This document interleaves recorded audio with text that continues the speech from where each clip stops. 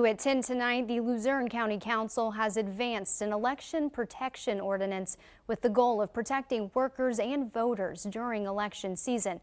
But the ordinance has seemed to divide council members, with only 4 supporting the ordinance being introduced and 7 opposing it. Fox 56's Alicia Hercules joins us live now with more. Alicia. And the ordinance was introduced to protect election officials and voters from any possible harassment. But some county election officials have called the ordinance redundant and unnecessary. The ordinance was proposed by County Councilwoman Joanna Bryn-Smith with the goal of protecting both voters and poll workers from various forms of harassment that could come with elections, both primary and general.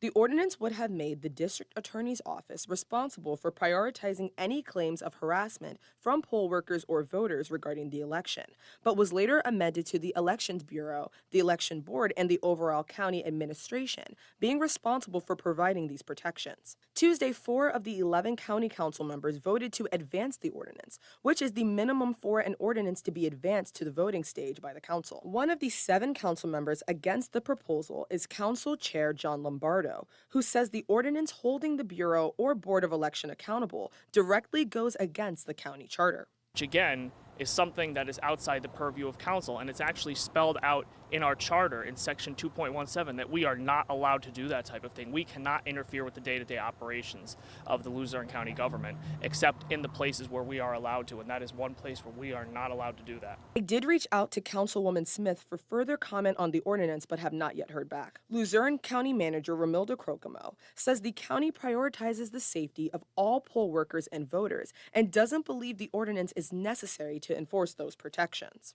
I appreciate council members' support for making sure that elections are safe, but we're doing it.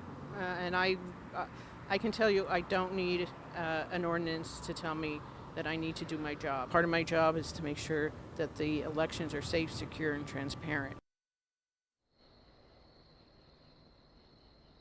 A public meeting will be held before the next council meeting on September 24th to hear public comment on the ordinance and officially vote on it.